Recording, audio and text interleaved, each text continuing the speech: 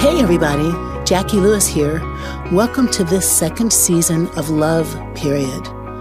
This season we're focusing our conversations on my new book, Fierce Love, a bold path to ferocious courage and rule-breaking kindness that can heal the world.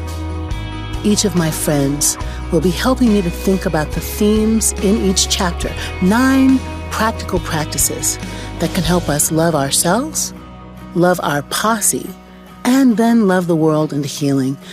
It all starts with you, and we're going to give you practical tips to make these practices a part of your life. Today's conversation is inspired by the 4th chapter in my book, Fierce Love.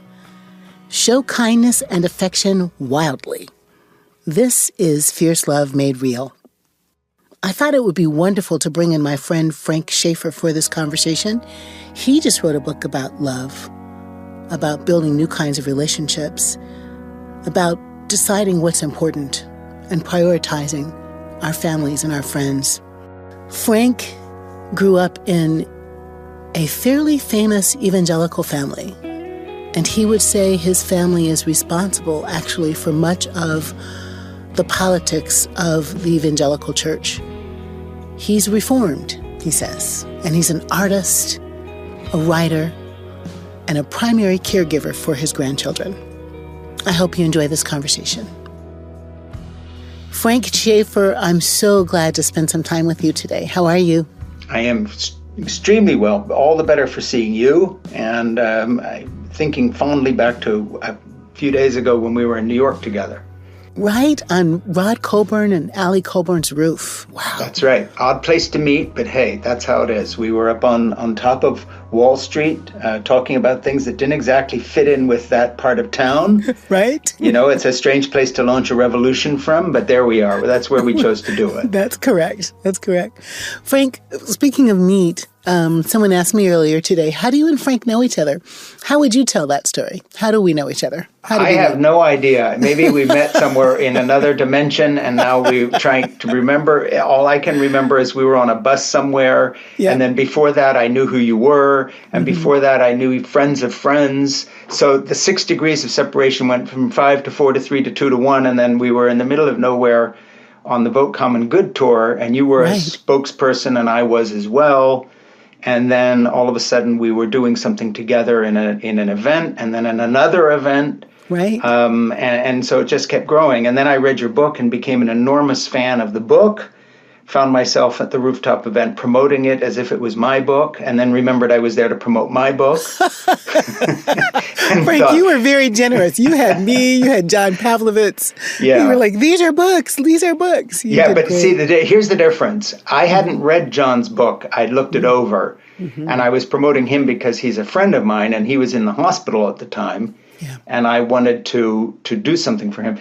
Your book was different, and I wound up emailing you quotes from your own book to you saying, you said this on this page, and you said that, and it reminds me of the same thing that I've been saying in my book.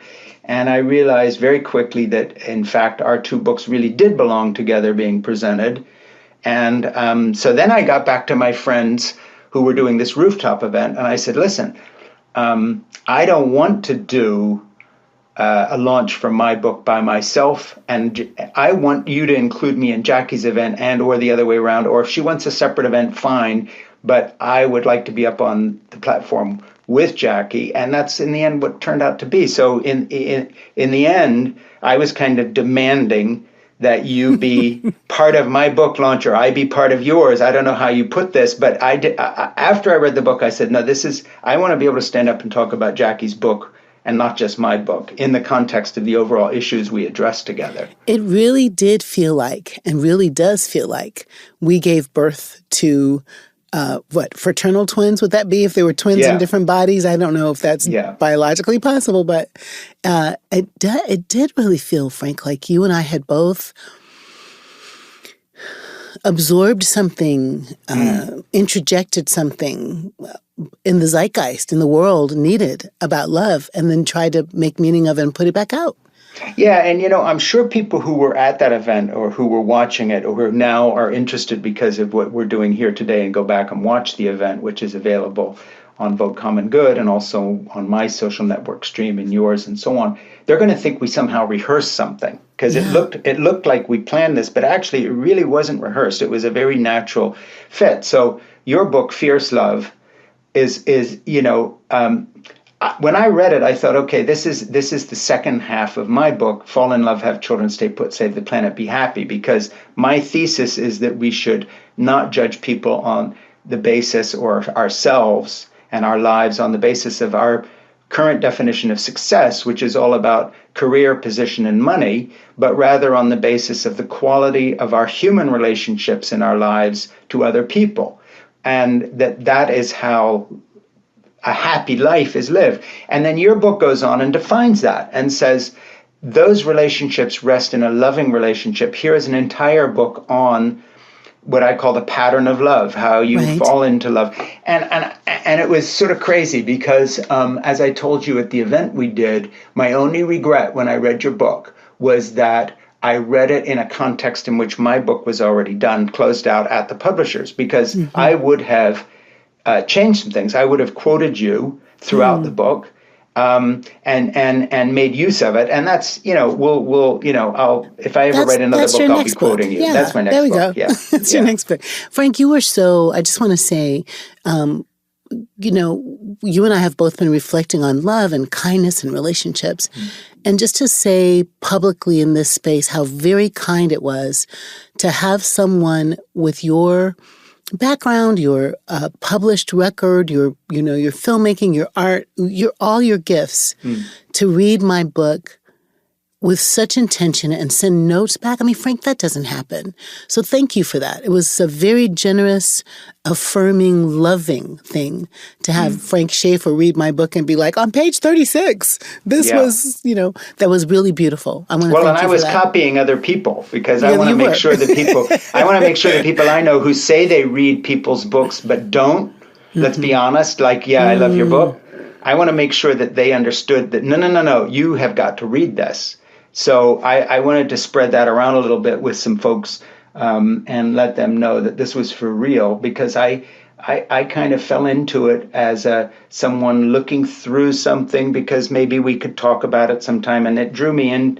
And by the time I was reading stories about your sexuality, your experience of love, your partnership with your husband, the story in Canada, which you should tell and not me, which, by the way, I came home and told to Jeannie, my wife, and said, listen, you should really hear this sometime. It's an amazing story, but you've got to hear Jacqui tell it. When all that was happening, it was for real because, we're both sort of public people. You speak in public. And there's that great scene in All That Jazz, which is one of my favorite movies made a long time ago, where there's two people who are sort of Hollywood types publicly saying how much they love and admire each other. And of course, it's all BS. And as you know, that happens in religious world as well. People stand up, this is my best friend, blah, blah, blah, blah. Off screen, as it were, it's not real, and so on. And I was just so enchanted to actually find myself in a position, I know this is going to sound craven and insincere, but of actually meaning what I was saying in a public event in which you're standing up with someone else promoting their work. And I really do mean it. And so, I find your book absolute necessity for people to read who want to understand how we have gone wrong in terms of our priorities in life. And I just think it's a toss-up between the way I put it in my book and the way you put it in yours. We take a different approach, but the message is the same. And I spoke last night in an event launching a book, and the way I came up with it, and I hope, and I was thinking Jacqui ought to hear this, so now I'm going to tell you because I think it was pretty good. I said, look, the way we measure success in our culture is your job title and how much money you have. I said, there's only one way to actually decide whether your life has been successful, and it has nothing to do with that. And I said, I know this sounds a little Oprah-esque and it's a little too poetic, but here's how I would put it.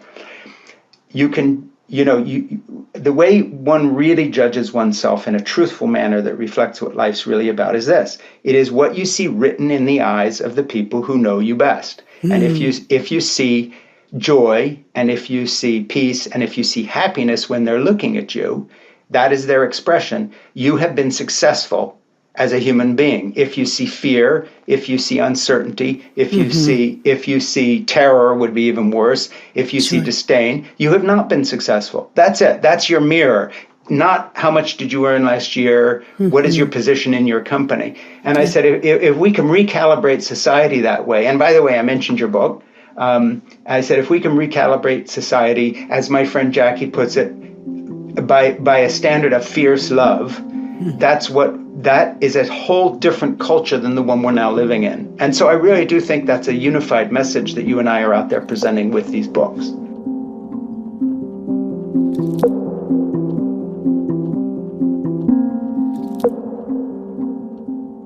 Frank, I think that's right. And I'm so really kind of proud to be among the number of people who are trying to think our way, love our way, dream our way to a better world, to a healed world, a whole world.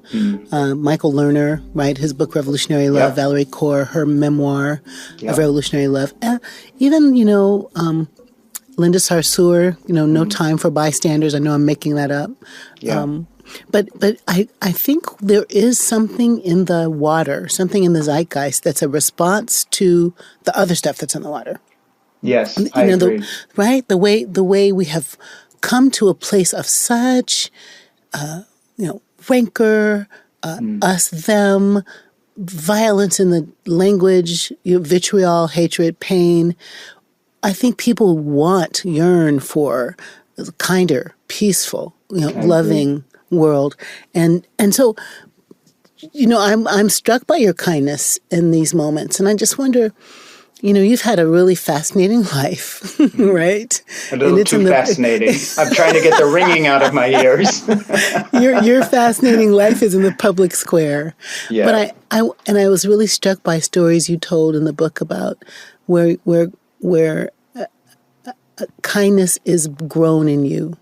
Where you have mentors who teach you about what love and kindness is. Do you want to tell a story about? Yeah, I mean, I have a chapter in the book on my kind of tribute to feminism, which I think is an evolutionary step. I don't think it's just a social movement. I think it's like when we lost tails in evolution, or we stood up on our hind legs and decided to, walk across Africa and populate the rest of the world.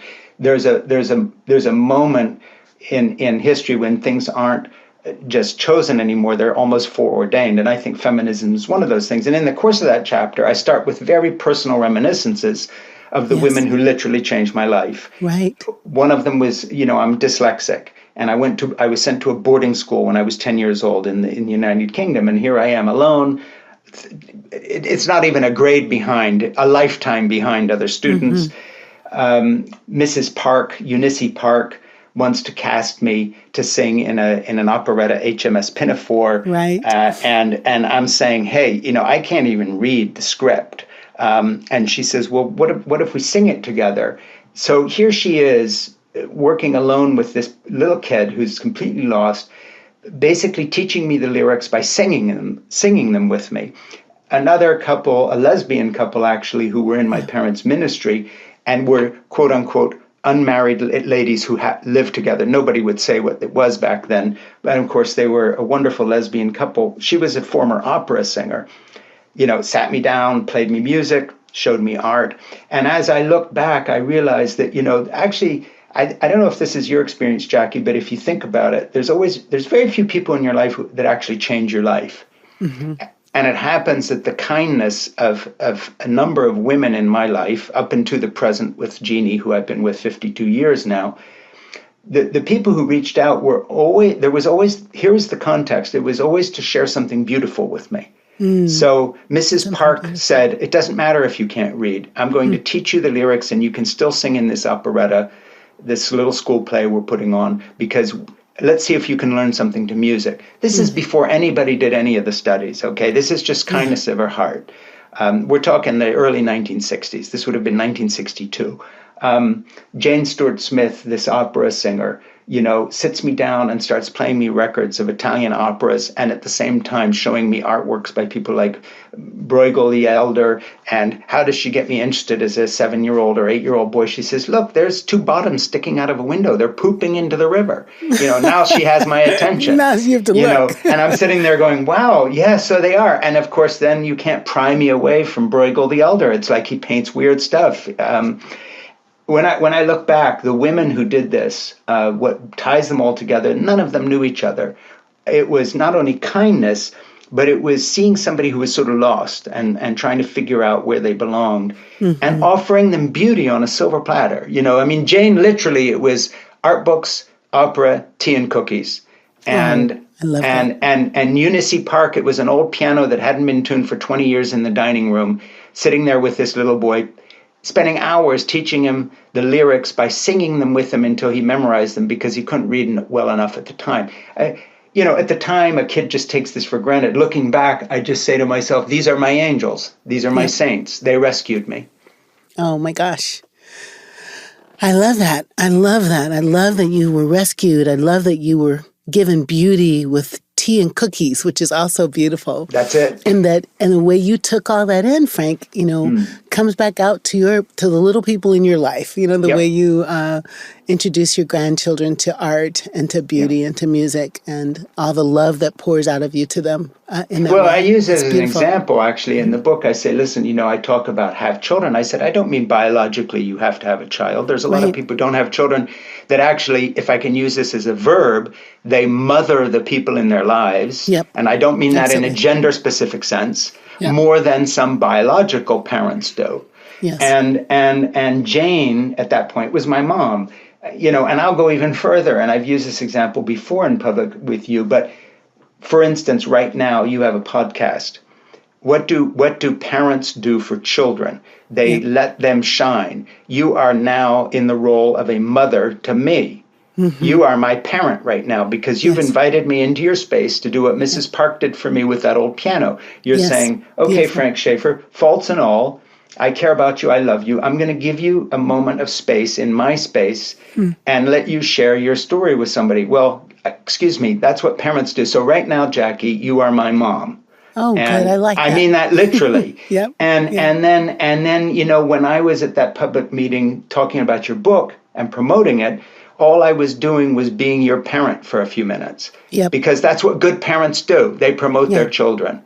And so when I talk about have children, fall in love, I mean this sense in the biological sense. Obviously, there's love in biological connection. But these things are available to everybody because we can all be somebody's caregiver. And I look back at my life, and the points that have changed me most is where somebody stepped up and became my caregiver. And, that can be a brief encounter or it can be a long friendship. But I think those are the most rewarding relationships. And, studies bear that out in terms of what makes people happiest is not when you grab something, it's when you give something to someone else. And this isn't psychobabble. This is for real. They study this. What brings the greatest satisfaction? It's paying for the groceries for someone in the row, in front of you who doesn't have the money and they're scrambling around in their purse. They don't have the money to pay for it. That will carry you longer in terms of a sense of your own self-worth than anything you could have bought that day. And these studies affirm this. So I'm not making this stuff up. I'm not making it up.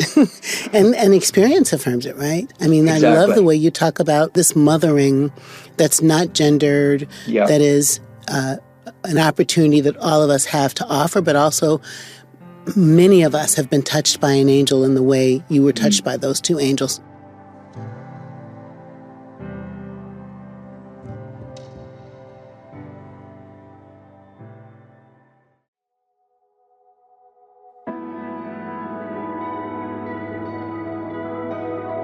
I love telling the story in my book about my good Canadian, right? You and I grew up with the Good Samaritan story. Yep. This outsider who does everything he can to care for a wounded guy on the road, picks him up, takes him to an inn, pays the bill, makes sure he's well. And I was, not a child, but kind of a child still, just right out of college.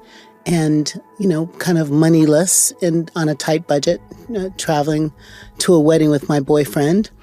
And, we had this crazy car accident. And I was married to him. Sometimes I'm nervous to say I was married because I'm married again. But it was my new husband in a car driving across a beautiful, sunny September day and ended up turned upside down in the car, flipped around and on the sunroof. And, when we finally land on the tires and there's gravel and blood and glass in our hair and faces, we are alive. And he's injured pretty badly, but we're alive. And in the hospital, when he's kept by the nurses, I don't have anyone to take care of me. Our parents are not close by. My car is totaled. I don't have any money to speak of. And this woman, this Canadian white lady, comes across the lobby to me, sees me crying, and just wraps her arms around me, Frank, and holds me while I cry. And then just, what can I do to help? And I just couldn't believe how kind she was, that she saw my need and responded with just grace upon grace. Takes me to a hotel, pays the bill, gets me food, picks me up the next morning, takes me to the rental car place, leads me back out to the highway, just everything I needed. She really did hold me like parents do, which is what you're describing. She held me in a space of love and kindness, tethered to her. I was able to stop flipping around, right? Stop tumbling in this scary liminal space where I was afraid and hurt, frankly, and brokenhearted. So I don't know her name anymore, Frank. I'm kind of jealous when I hear you name your folks, your angels. She's lost to me in her name, even though I can still see her face. And I don't know about the lost name. Maybe there's some kind of mystery or blessing in that, because she's every stranger, right? She's every stranger that stopped and gave me directions. She's every stranger that showed up at church and brought me a gift of love and kindness, affirmation. She's every stranger that shows up for all the people who need a stranger to show up. She's in my imagination as an angel as well.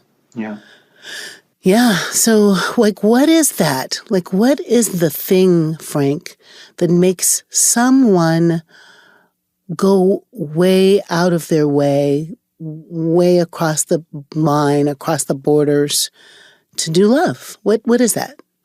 What makes that? It's a good question, and your story brings up another story that I know of. It's not my story, that happened in the area of Massachusetts. I'm in one of the mill towns here, where the cloth mill burned down that made a particular kind of cloth that was very popular in the 80s and 90s, and it basically burned to the ground. And the family and the man who owned it kept on. All the employees went into his own savings and paid their full salaries for a year and a half out of his pocket until it could be rebuilt, with no knowledge whether the company could ever get going again, out of a sense of personal obligation to his employees.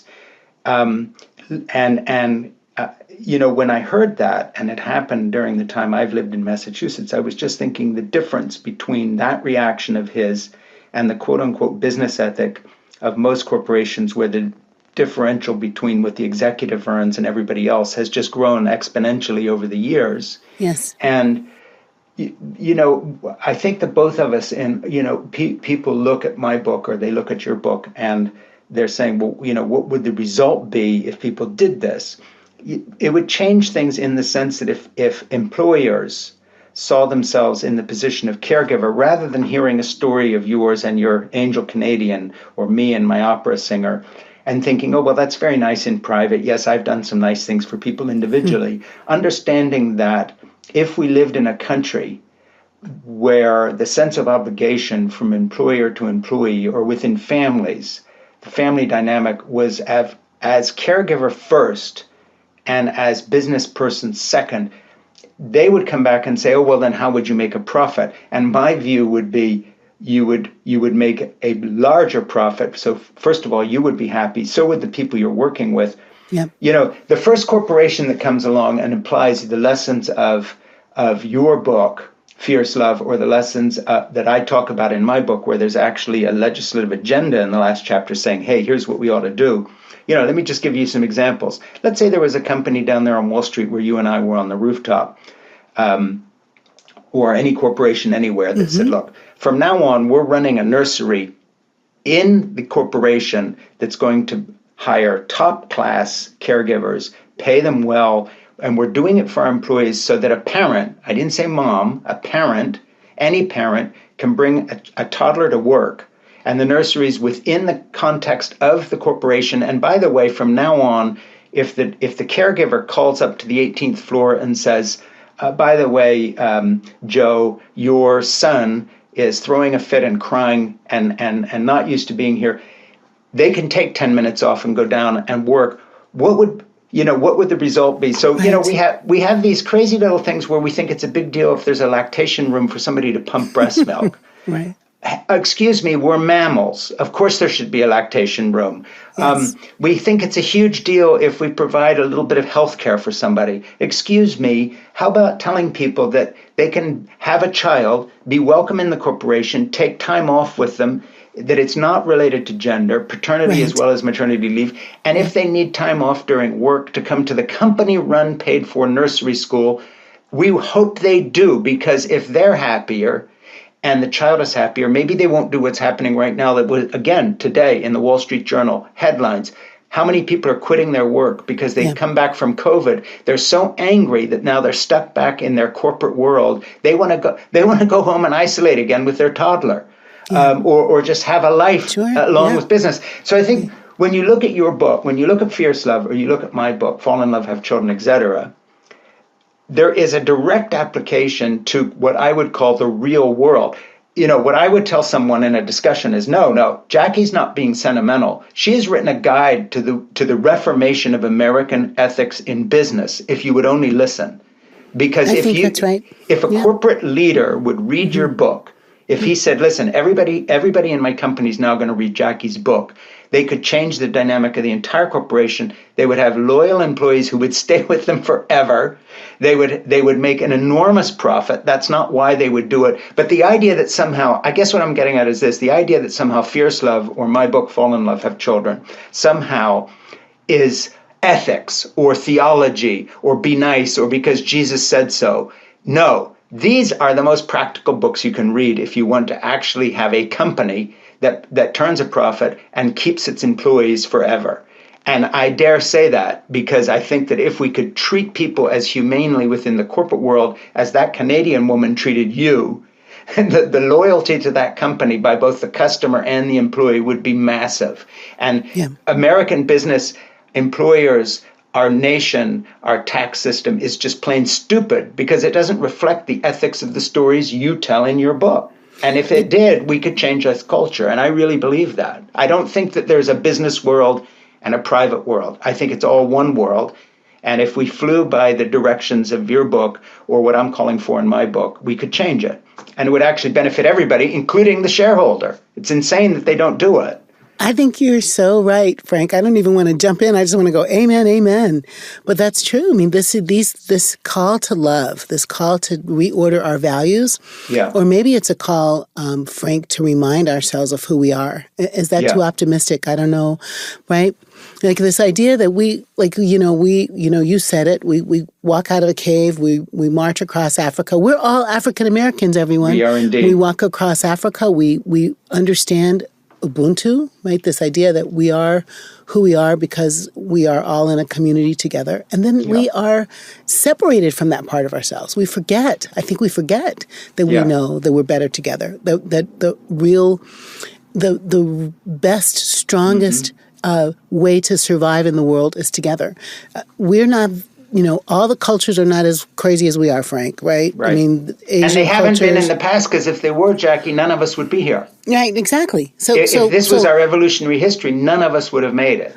We're talking about getting back to the future, or getting back to the past to get to the future. Sankofa. Yes. Remember that it takes a village. Remember the hunters and gatherers bringing back all the stuff and sharing it in common. Yep. Those are not Christian values. The idea of sharing and taking care of each other is a human value. Yeah. And it is about love, and that love is fierce when it causes us to imagine that we are inextricably connected to the other person, that your child's hunger makes my stomach growl, right? Yeah. That, your mom's lack of health care means my auntie doesn't have health care. Yeah. I think that you're right, that this should be required reading. Okay? Yes, I think so too. And I think and I'm too tired to do this. And, God forbid, but in all seriousness, if I was sitting there running a corporation right now and half of my employees who had come back to work after COVID are saying, we don't like the new normal any better than we like the old normal. What are you going to do different to keep us? Because they're quitting in droves. I mean, it's headlines everywhere. People either aren't coming back. This idea that somehow that's a virtue of socialism because they got some benefits, that's ridiculous. Of course it's not. They're not happy with what's being offered because they had a moment to compare. Listen, my daughter is a CEO of a company in New York that does investment for green energy. And she was telling me, and I actually quote her in my book, saying, look, one of the things that really annoys me is the way you're not allowed to bring human values, what you learn as a human being, into the business world as a woman, because somehow that's unprofessional. And I said, well, what do you mean? And then she told me, and I told her to write me an email, I'll quote it in the book, and she says, it's real simple. I have people within my company saying, you're only a 50-year-old woman only, in the sense that you've made CEO of your company. How did you do this? And she says, I tell them in meetings sometimes, well, I did this and that business-wise, but really how I did it was, as a mom, I learned with my 2 children, which I had before I got into business, how to manage things and do things. And she says, you can hear a penny drop. There's total silence. She says, everybody looks at their shoes. You're not supposed to bring up personal stuff. And as a woman, you never talk about your family because you're supposed to be all business. And she says, it's so insane because after COVID, she said, I was talking to a bank president and he says, shh, we got to talk quietly because I just put my little girl down for a nap. So she says, here you've got a banker admitting he has a family. And she said, you realize that's revolutionary. Nobody, this male model of business in America is you don't even admit that you have things that you're passionate about that aren't in business. It's supposed to all be work when you're at work. And COVID broke that. And that's why so many people now are saying, to hell with this. We don't like the way it was. And this can't be the new normal again. So my daughter's saying, from now on, when I talk about why I have been successful in business, I'm bringing what I've learned from being a parent in as much as what I've done in business with the European Union and other fancy things she did. And she said, to hell with them. Secondly, I'm not lying anymore. When someone says, where are you? I'm not saying, I'm going to a meeting. No, I'm doing a school pickup. And I'm not telling you anymore that I'm in a meeting or that I'm taking care of a sick parent or whatever. I'm going to let the family and my other interests show. And it's not all about business. And see, I think that is what your book and my book also say. And that is, there aren't 2 lives. So your sort of official business life and then your private emotional or spiritual life. It's all one thing or it's nothing. At least that's the way I see it. I think you're right, Frank.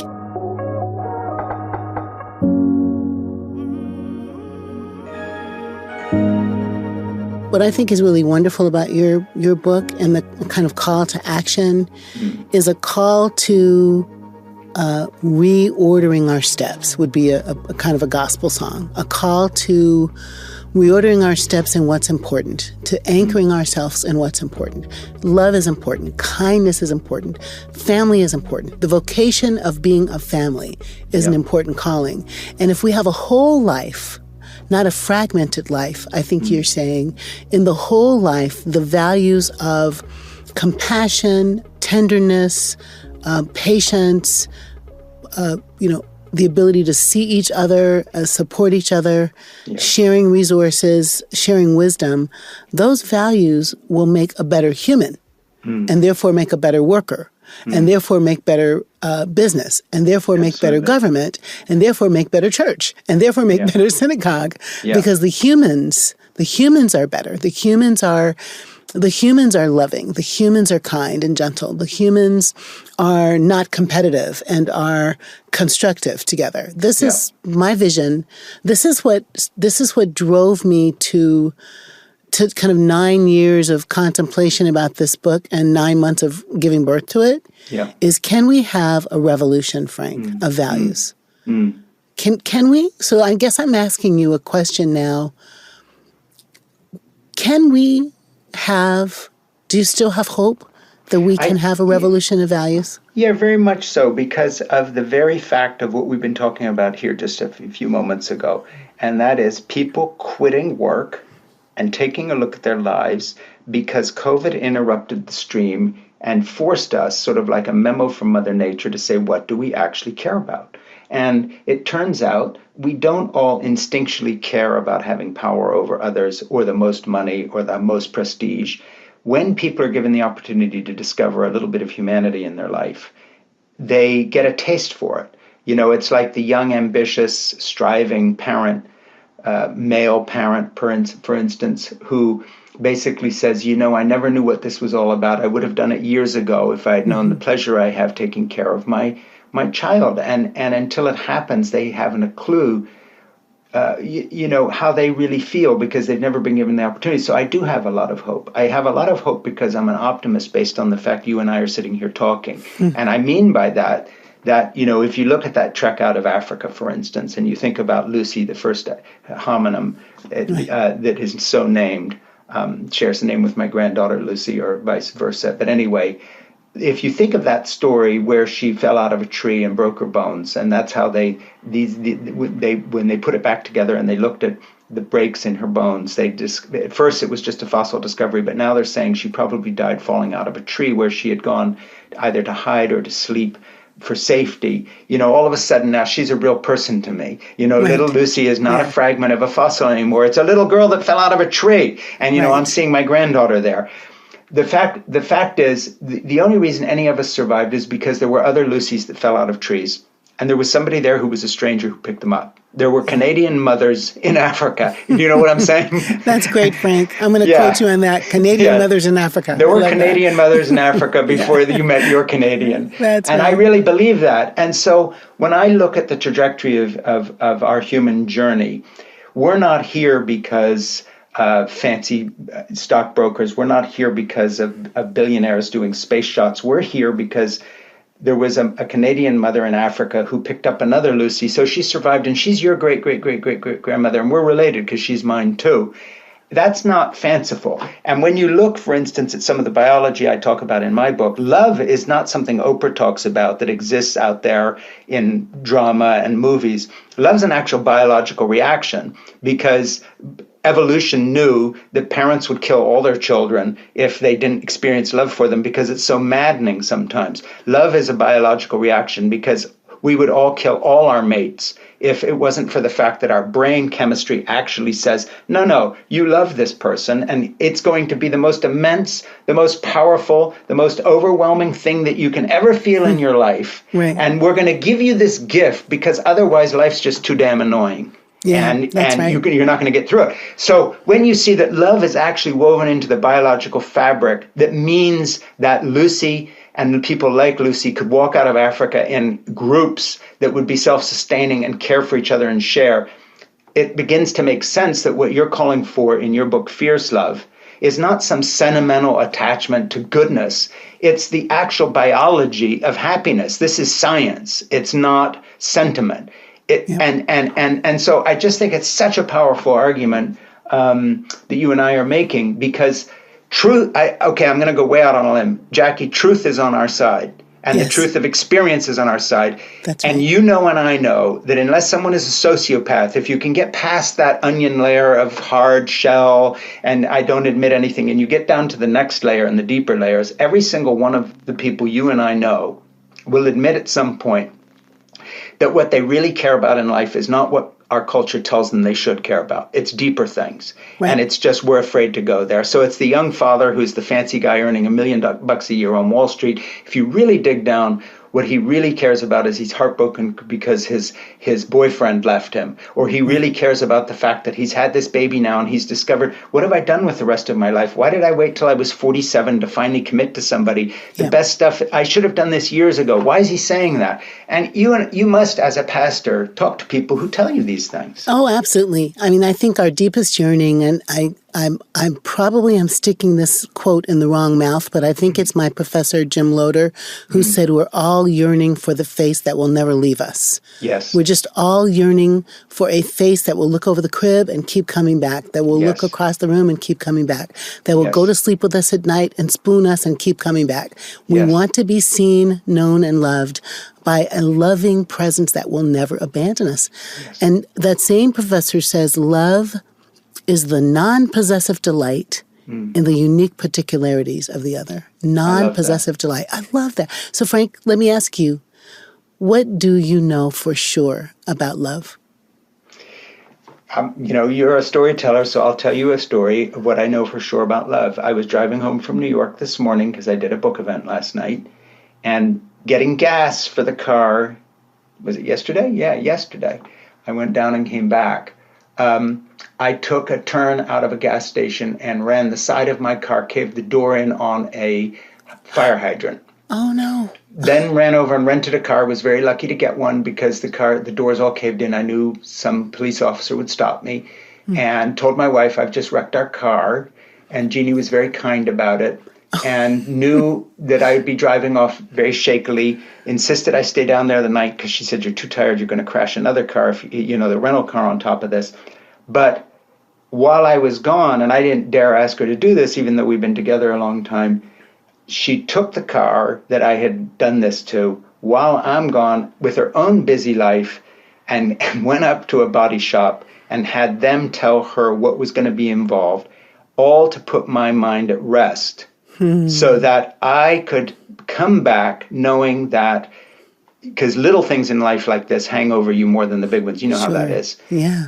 That to me says it all. In other words, she was my community at that point. She didn't have to do this. I didn't dare ask her to do it, but she had my back. And when you have people in your life who have your back, it isn't big, huge gestures often. It's like your Canadian angel.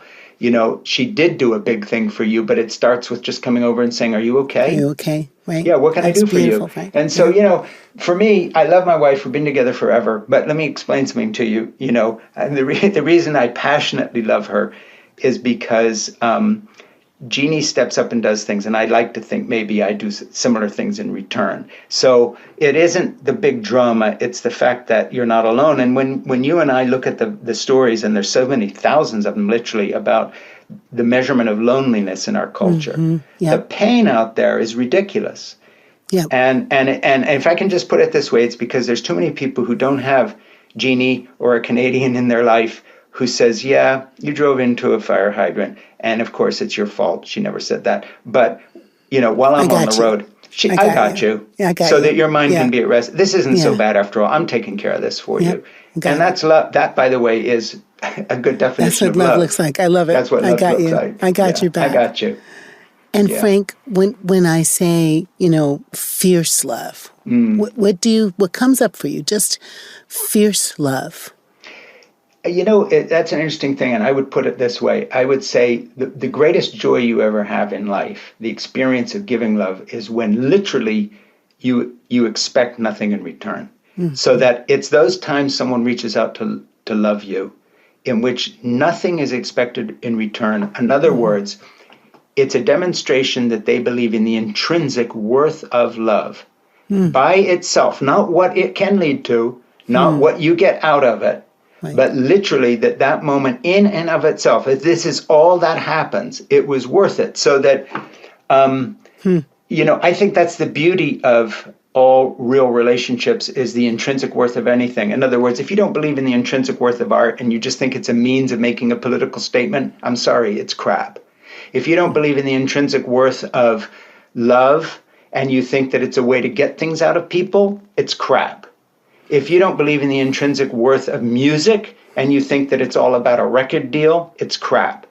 The people in life who do things that really stand the test of time are the people who at the time didn't know they were doing anything huge, and it was just the intrinsic worth. So, I always have a big problem with art criticism that tries to figure out what the politics of some piece of Beethoven or Art Tatum piano playing or, Duke Ellington's, what was he trying to say through the music? Okay, how about what he was trying to say is, I love music.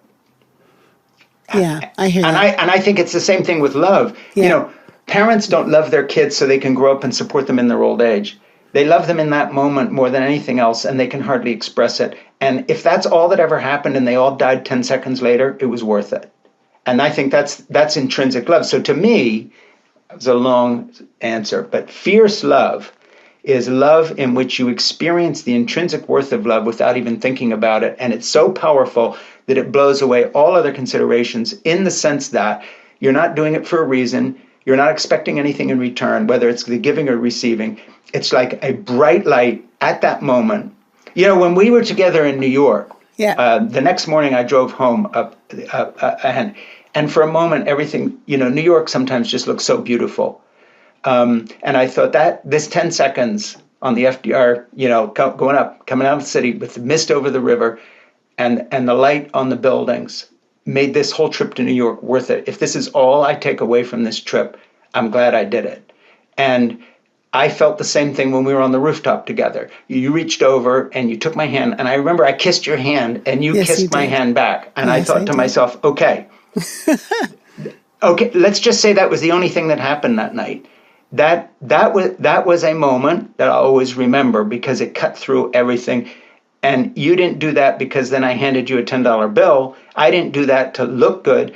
That was a natural reaction of two people that were just having a meeting of the minds. And it was the intrinsic worth of that moment. To me, that's fierce love. It's the moment when it's just about the moment and nothing is expected in return. I don't know if that makes any sense to you. It totally does. Love all by itself. All by itself. All by itself is what I hear you say, and I agree. Yep. That's fierce. Fierce as can be. Yeah. Frank Schaeffer, thank you so much for your beautiful book. Thank you for your beautiful art and your life, the text of your life that has so many wonderful lessons for us about wild kindness and fierce love. Thank you, Frank. And Jacqui, thanks for having me on. And I'll put it this way. Thank you for today sharing your power as a parent with me and parenting me for the time we've been together and giving me a chance to be your child for a little while. I really appreciate it. You're a good kid, Charlie Brown. Thank you. Okay, thank you, Frank. Oh my gosh. Thank you so much for coming and listening to this conversation today. It means the world to have you here. In my book, I tell the story in chapter 4 of a phenomenal Canadian woman who literally saved me when I was in trouble. And everybody won't have the chance to, save a stranger. But let me leave you with this. You might be the boss on a team and have a chance to decide what kinds of benefits you want your employees to have, or what a safe working place looks like. And that can feel like a business decision, but what if instead it's a decision made in fierce love? What would that policy look like? What would the work environment be like if you lead with fierce love?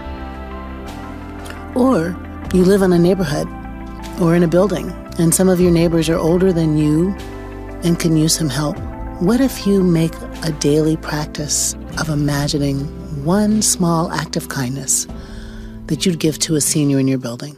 It might change their world, but it also might change yours.